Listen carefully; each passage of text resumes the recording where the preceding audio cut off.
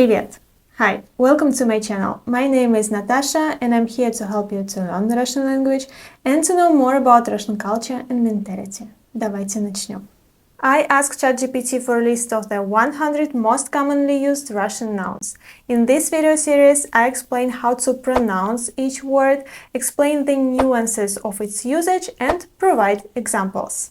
You can find a link to flashcards with these words in the description of this video. This is part number 6. There will be 10 parts in total, so if you missed the first 5 parts, go and watch them.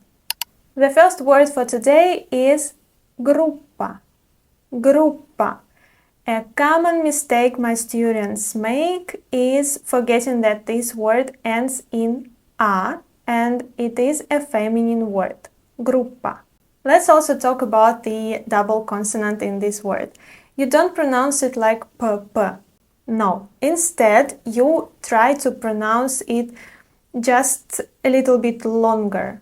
So I mean that you keep your lips closed a little bit longer and then release the sound. Groupa. Groupa.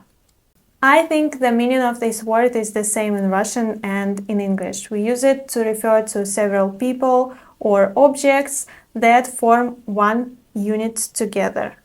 For example, группа туристов, группа звезд.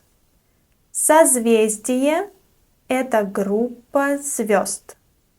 A musical band is also called группа in Russian. For example, рок-группа. The next word is мать. Мать. There is a soft sign at the end, so we pronounce soft t. Мать. And also we need to memorize the gender of this word, and it's easy because the natural gender and the grammatical gender is the same, feminine. Мать – это мама. The word мать is more formal, so we use it in formal situations, and it also implies a sense of distance between a child and a parent. For example, например, в некоторых культурах мать играет центральную роль в воспитании и обучении детей. Pay attention also to the plural form of this word, мать, матери. And in the genitive singular, the form is the same, матери. The next word is дерево, дерево. Again, we have the unstressed O at the end, and we pronounce it like a, дерево, дерево, and we memorize that this word is neuter. For example, высокое дерево, красивое дерево. Pay attention to the plural form of this word, деревья, деревья. I also want to talk about a common mistake. My students often confuse дерево, деревья, and деревня. Yes, these words sound similar, but they have different meanings. Also, memorize the genitive plural form деревьев. For example, например, это небольшой парк, но там много разных деревьев. Много деревьев. The next word is лето. Лето. The unstressed O at the end of this word is pronounced like a. Лето. Лето. Answering the question когда, we use the form летом. For example, например, мое любимое время года – лето. Летом я люблю плавать в реке, кататься на велосипеде и ходить на пикник. The next word is речь. Речь. Soft ре. Речь. And what do we do with words ending in a soft sign?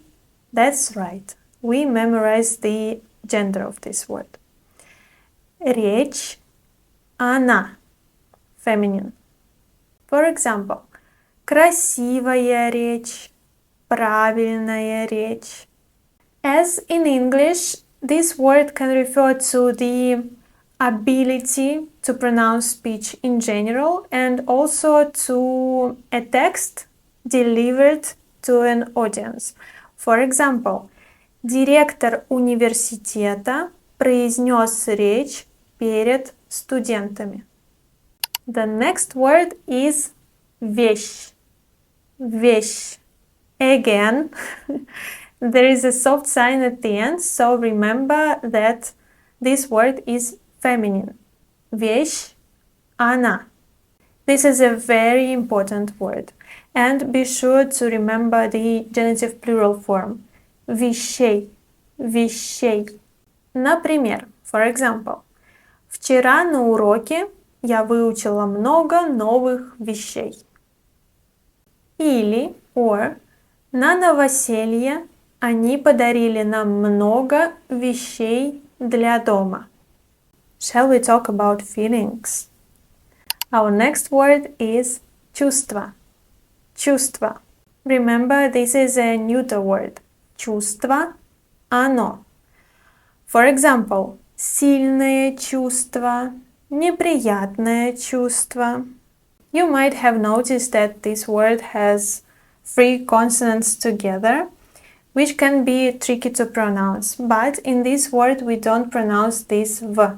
So we say чувство, чувство. This word can mean not only a feeling, but also a sense. For example, чувство вины or чувство юмора. Мне нравятся люди с хорошим чувством юмора. Word number 8 is Utra. Utra. You already know this word. You know the phrase доброе утро. So Utra is neuter, but again we have unstressed O at the end. Utra. Utra. Also, when answering the question когда, we use the form утром. For example, например, утром я гуляю с собакой. The next word is век. Век. I don't think this word is used very often, but we have it in our ChatGPT list, so let's analyze it. It's easy to pronounce this word, век, and also it's obvious that this word is masculine, so век, on. It's usually used in the genitive or prepositional case. For example, например, Сальвадор Дали – известный художник 20 века. Первый полет человека в космос состоялся в 20 веке. And the last word for today is звезда. Звезда. Pay attention to the plural form of this word. Звезда, звезды, звезды. Of course, this word is often used after много. For example, например, ночью я вижу много звезд на небе.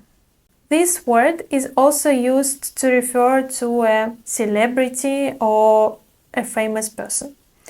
For example, на этой вечеринке были все звезды страны.